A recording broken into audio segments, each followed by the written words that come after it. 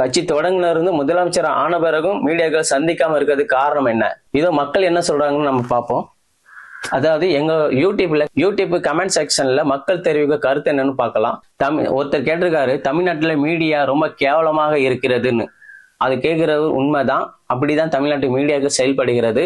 இதற்கு முன் முதல்வர் பிரஸ் மீட் கொடுக்கறதே இல்லை. பத்திரிகையாளர்கள் வரம்பு மீறி பேசுவதும் இல்லை. இப்போது வரம்பு மீறி பேசுகிறார்கள். பத்திரிகையாளர்கள் தன் கொள்கையை பின்பற்றுவதே இல்லை என்று சொல்லுகிறார்கள். அடுத்தது பாத்தீங்கன்னா, ஊடகங்கள் தாண்டா மிரட்டுகிறீங்க, வியாபாரம் பண்ணுகிறீங்க.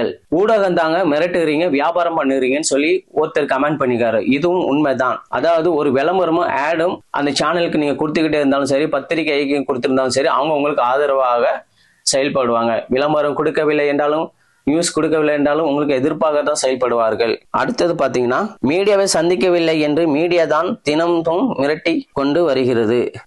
அடுத்த ஒரு கண்டு, அதுவும் உண்மைதான். அடுத்தது பாத்தீங்கன்னா, அதாவது என்ன சொல்லியிருக்காருன்னா, அடுத்தவர் பத்திரிகையாளர் பொறுக்கியிடம் எந்த பதிலும் பேசாமல் போக வேண்டும் என்று ஒருவர் கூறியிருக்கிறார். அடுத்தது பாத்தீங்கன்னா, எல்லா மீடியாக்களும் இப்போது காமெடி சேனலாக மாறிவிட்டது. அடுத்து ஒருத்தர் பெருசா கமெண்ட் போட்டிருக்காரு. பாத்தீங்கன்னா, மீடியானா இப்பெல்லாம் காரி துப்ப தோணுது.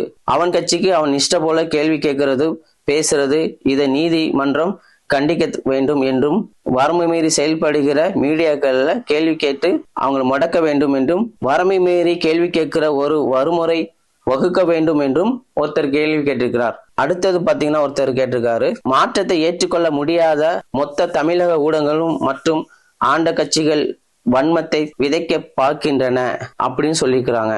அடுத்த ஒருத்தர் சொல்லிக்கிறாரு, இந்த புதிய தலைமுறை டிவியை இந்த வேலையை பார்க்கறதுக்கு திமுக டிவின்னு சொல்லிவிடலாம், எல்லாத்தையும் மக்கள் பார்க்கிறார்கள் அப்படின்னு சொல்லிக்கிறாரு.